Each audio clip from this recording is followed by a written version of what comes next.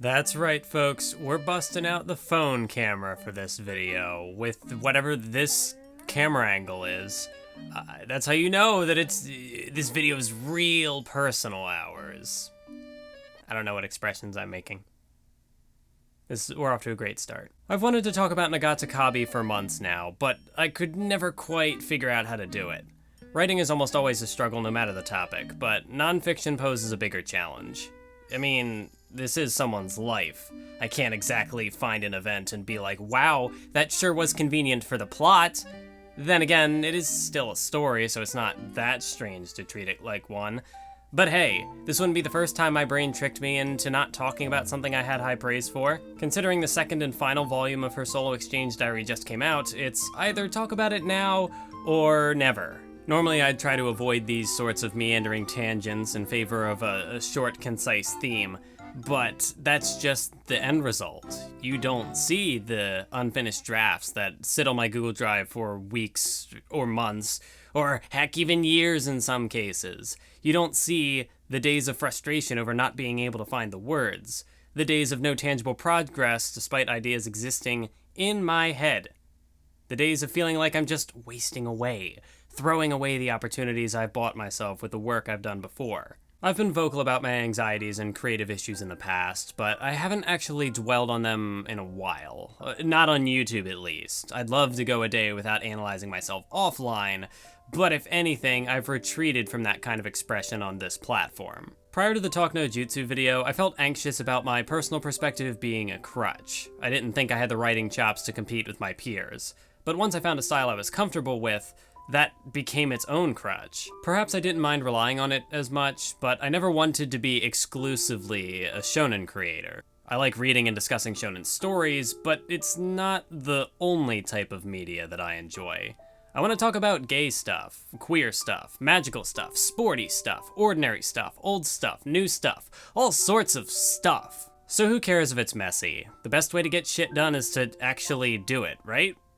So, here's my personal journey with someone else's personal journey. Spoilers and sadness ahead, because that's something I wrote in the script, and I left it in there. The Nagata Kabi trilogy consists of 3 books. My Lesbian Experience with Loneliness explores the author's disillusionment with adult life, her desire to restore the sense of belonging she once had as a student, and of course, the titular lesbian experience that acts as a framing device for the rest of the story. The art is simple and cute, and Nagata Kabi does an excellent job of visualizing her anxieties. The use of pink helps liven things up a bit, but that just makes the pure black and white imagery feel all the more defeating. It's such a small detail, but it manages to capture the impact of utter despair perfectly. And even in less significant panels, the juxtaposition works for a good oh, or aha moment. Anxiety isn't logical, which makes it tough to understand, but this mangaka has a knack for using visual metaphors to cut right to the heart of it. One of the earliest examples that really stuck with me was a brief reflection on self-harm. I had never really tried to understand the logic behind it growing up, but 2 panels were enough to just make it click. The first novel was a real eye-opener on the whole, lots of minor details that I just hadn't considered or dealt with personally. Then again, I had the luxury of reading this one before I fell into my own depression spiral, but we'll get to that. Not much of a big mood read for me, but the extra perspective was nice. Beyond the mental health stuff, the narrative here isn't really anything special, but that's why I like it. Nagata goes through the same aimless becoming an adult phase of life that everyone has to go through, so she deals with certain insecurities that most people either have had or will have in their life. Again, it's the little things, like struggling to find work, having sex for the first time, and thus joining the side of people who know one of life's big secrets. All in all, a great read. I loved it. Next up is Volume 1 of My Solo Exchange Diary, the winner of the Biggest Mood Award. This one examines the fallout of the first book's success, the author's relationships with other people, and her attempt at living independently. Instead of alone but not lonely, a summary of this book would read lonely but not alone. She wants to break away from her family, provide for herself, find love, the list goes on, but she lacks the tools to make it happen. Her efforts to improve her well-being are hindered by her dysfunctional mind, so her solutions only end up creating new problems. It's a phase of life I've found myself stuck in ever since I read it. I want to change my routine and environment so I can feel better about myself. But it's not like such problems line themselves up neatly to be picked off one by one. It's a tangled web of issues. Sometimes I can grab an anxiety string and loosen the knot. Everything comes apart. Sometimes it gets stuck, and all the other strings just make a bigger mess. Nagata's example starts with the release of her first book, an artistic breakthrough that gives her money, public respect, a taste of the sweet nectar that is purpose, fulfillment. Then, her mother finds it and doesn't care for it. Her big achievement fails to grant her validation in the eyes of those she craved it from the most. They see her stress over her work and offer comments like, "You might feel better if you quit manga.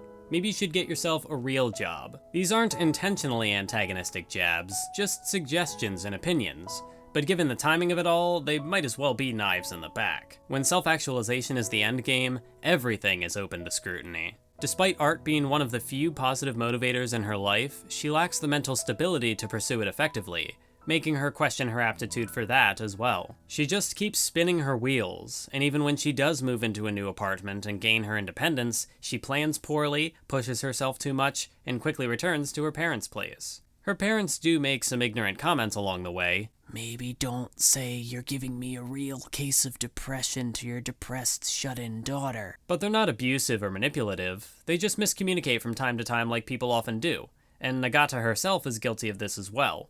In the moment, Volume 1 is a raw depiction of desire and the struggle to satiate it. But with the context of Volume 2 in mind, it also shows how being trapped in one's own mind for too long can alter their surroundings for the worse. Nagata's desire to escape demonizes her family in understandable ways given her self-loathing and inability to move forward, but her one-sided perspective occasionally leads her to negative exaggerations that she probably regrets including in her work. Even if no one reading her books actually took her comments at face value, and even if the work itself was anonymous, it makes sense how anxious she'd be in retrospect about having sold out her family. It's so easy to have that lapse in judgment one moment, only for it to haunt you later. Perspective is everything, especially when you're reaching out to an audience. And it's impossible to predict what you're unfamiliar with. The tiniest slip-ups can be magnified, whether that's externally or internally. To draw from my own experience, I recently put out a Mob Psycho video where I briefly mentioned an episode of the main character learning to check his privilege, and a few people were not happy with that phrasing. It doesn't bother me much, but if I had just reworded myself in the script, I honestly don't think I would have gotten those comments. I'm not against talking politics, but there's a time and place for it, and I generally don't want a discussion like that taking place in my YouTube comments.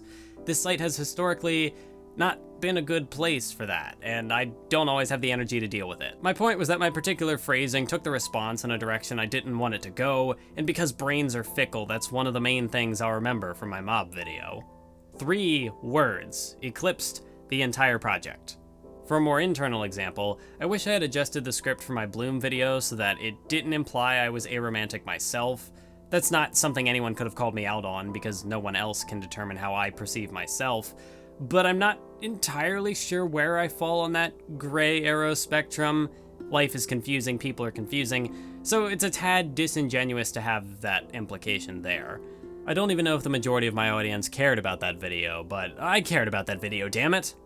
Tying this back to Nagata Kabi, even if the majority of her readers didn't latch onto her family comments, she latched onto those family comments. She wanted to write something she could be proud of, but one thing, one small thread, was enough to taint her perspective on the whole book.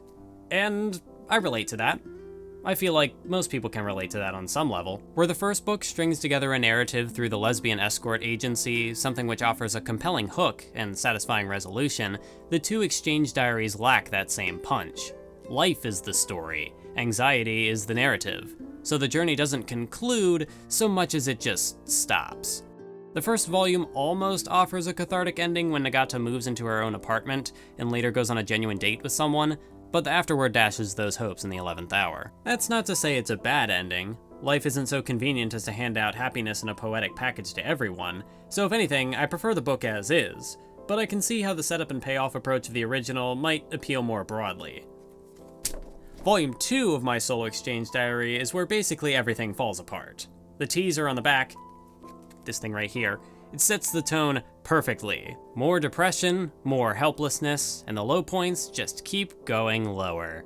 The art quality dips a bit as well, but that kinda benefits the defeated tone. It feels weird saying less detailed art made the book better, But because it's an autobiographical piece, the lack of polish is itself indicative of Nagata's deteriorating condition, the empty panels representing her emotional emptiness. It's not something she would do intentionally, and is very much so a bad thing, critically speaking, I guess. But it's honest in a way her narration can't replicate. She's falling apart, yet still pushing forward. And I admire that. Then again, there was an 8-month gap between when I read the first 2 books and this one, so I only noticed the difference after comparing the trilogy. It's not even a big deal, honestly, just something I found interesting. Beyond the family situation, her quest for independence gets ruined by anxiety, which is... ugh. Her mishaps reminded me of why I'd rather find a roommate than try to live on my own, because even if I'm somewhat more functional than she is, I don't think I can rely on myself that much. Or maybe I just don't have enough faith in myself. Maybe I'd be fine, I don't know. But isolation sucks. I don't want this to boil down to, man, I sure do hate myself, but it could be worse. But I am fortunate to not have it this bad. I need to keep a perspective like this in mind. There are people worse off in certain regards than I am, and if nothing else, the last thing I want to be is insensitive to their struggles, even if it's as simple as reading their stories. Like this one, this was a real good story. The Bride Was a Boy helped me figure out that I was transgender, which was not even what I read it for in the first place. I just wanted to learn more about stuff. So in some cases, I can learn more about myself. In others, it's just reading an interesting story about somebody else's perspective, experiences, like Shimanami Tasogare, for example. Volume 1 of this is good. There's more that I could read. This isn't in the script. I'm going off script now. We've lost it. But what was I saying? That can change my perspective, and I can be a little more better informed on things. Like, obviously, yes, it would be beneficial to go out and do some like research online and stuff, which I obviously had to do for figuring out how I feel about the existence of not, you know, what's the word I'm looking for? Gender not existing on a binary, like that changes a person's perspective. So like I had to take time to figure that stuff out and look into the details of whatnot. I've completely lost the plot. I've gone off track. But basically, I would like to not perpetuate a problem by being willfully ignorant. There are certain issues that I just don't understand, or like certain subjects I don't understand, but I would like to try to be less ignorant about things. Like if I don't know stuff about a video game, like that's probably not a huge deal, but when it comes to like life experiences, maybe it would be a bit better to know what people are going through. You know, even if I don't experience it myself, it's good to have that different perspective and just appreciate what I do have and appreciate what other people have gone through, so that way I can connect with them on a more personal level. I don't know. The trick of that mindset is that I also need to not trivialize my own issues. Being grateful for what I have won't magically make my stress disappear. Just because things could be worse doesn't mean that they couldn't still be better. I've been in some rough spots this last year or two. In some ways, I'm still there. I understand the frustration of having tools at your disposal yet not being able to use them for no apparent reason. I understand what it's like to want help yet not have the energy to ask for it. For now, I need to keep trying new things until I find what works for me. Whether that means taking a shot at live streaming, finding another job, experimenting with my appearance a bit. We're going to be moving into a new apartment, hopefully, in the next couple of months, so maybe the change of scenery will help me, who knows. It's better to try something and fail than to regret doing nothing, even if that's easier said than done. One final note I wanted to touch on was Chika-chan's Depression, a one-shot included at the end of Volume 2 that had previously been published in March of 2017. It's a fun little short about these two girls trying to escape the oppressive influence of society, an evil organization that targets people who don't conform or contribute to the community. Their reputation intimidates people who can't stand the pressure of society into suicide. The depression allegory is pretty clear. I'm not someone who typically minds a lack of subtlety in media, though, and a story that involves destroying depression with missiles and fist fighting sounds right up my alley. I'm a big fan of the best friend's character design, and Chika-chan's Lolita fashion seemed like a potentially interesting plot point. There's an image of her in a suit with short hair on one of society's hit list papers, so my first impression was that it might have been a gender identity conflict, That's literally the only thing I have to work with, but in a story about society hunting down these people who don't traditionally fit in, a story surrounding this character who disguises herself in these outfits, I thought it'd be a pretty cool narrative twist. I'd read this if it were an actual series. In the context of the solo exchange diary, however, this project adds some extra energy to the ending. It shows that no matter what hardships she had to endure, the author is still pushing forward in her own way. I'm not going to place Nagata Kabi on a pedestal for sharing her struggles, but in the current social media climate of imaginary perfection, creating unreasonably high expectations and low self-worth, it's nice to find stories like this, where the author is willing to say, in great detail, I am not okay. I am not okay, but that's not going to stop me from finding happiness. Pause for a dramatic effect, and thank you for watching the video. Thanks for tuning into this one. It was a bit different. There normally aren't any videos where I'd want to do them in live action, but I'm working with these, like, I'm already working with manga, and it's not like a normal kind of manga either. It's a totally different style, so I already wasn't sure how I was gonna go about editing it, and it was more personal, so like I thought about maybe trying to do it like a vlog, but I was worried it was going to be too long-winded as I tend to be, so I tried to script it out as well, and we'll work with it. I'm not sure where I want to do like camera placement, because like if I'm reading off a script, I want to make sure that like my eyes can like, there's a trick you do, because I've done some stuff on camera before for like school projects, or the 1 year at college I had. There's a trick where like you position the camera right around where the script is, or just like a little below it, or probably just a little below it, and then like your eyes line up. It looks like you're looking at the camera, but you're not really. Or maybe you put the script a little below and the camera up high, or vice versa. I don't know. I tried it. I don't know what the footage is going to look like, so hopefully it's not terrible. And I'm waffling here at the end too, so that's not going to help me try to keep this concise. Maybe there just was no point. But sometimes you make videos, and sometimes they're a flop. But you got to make mistakes to move forward. That was the message at the beginning of the video. It's the message at the end. Yeah, mental health stuff has been weird in the last year or so. I'm at least getting a video out a month, but I feel like I should be getting 2 videos out a month. Like, that's been my goal basically for this year. And I feel like each time I get the video out, it's just like, what do I do next? So had some issues with, like getting in the right place to get a good production flow going. But things are going to be changing here for a bit. Like, I'm going to Anime Expo next month. And then after that, well, depending on when this video comes out, it might be in like a week or whatever, I'm going there.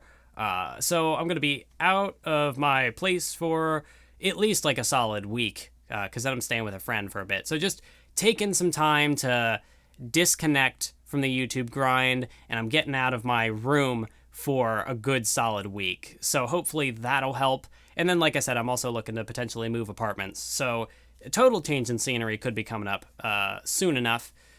So hopefully things will get better. Yeah, I said it in the video. There are other options I'll be looking at exploring. So depending on what this environment change ends up being, I would like to pursue live streaming. The only thing that's stopping me right now is this house is not structured very well. I can only ever do things when no one's home, and someone's always here, especially in the summer when my sister doesn't have school. So we'll see where things go. We'll see what the future holds. Special thanks to all my patrons, including, can I do this off the top of my head because I didn't write it in the script? Special thanks to King Kevin 30, Stone Cold 007, Roggle, Jackerknife, Potato Gaming HD. Is there a 6th one I'm forgetting? But thanks to all my other patrons for their continued support. And I will see you next time with whatever the next project will be. Is it going to be a shonen thing? Is it going to be something else? Stay tuned for that. I got stuff in the works. We'll just see whatever I get done next, if I can get a video done. I don't know why my voice went that high. Bye. Do I even have that on camera? Focus camera. No, it's not working for me. Oh no, this totally destroys the whole point of what I'm trying to do. Focus. No. Well, I'll just read it. The doctor said that maybe you should spend some time in the hospital. Dear Nagata Kabi, this is Nagata Kabi. Something big happened, and it's the big panel with hospital. that I could have just edited that in there. You know, I'm working on the fly. This will be a blooper, I guess. I'll have just done it there.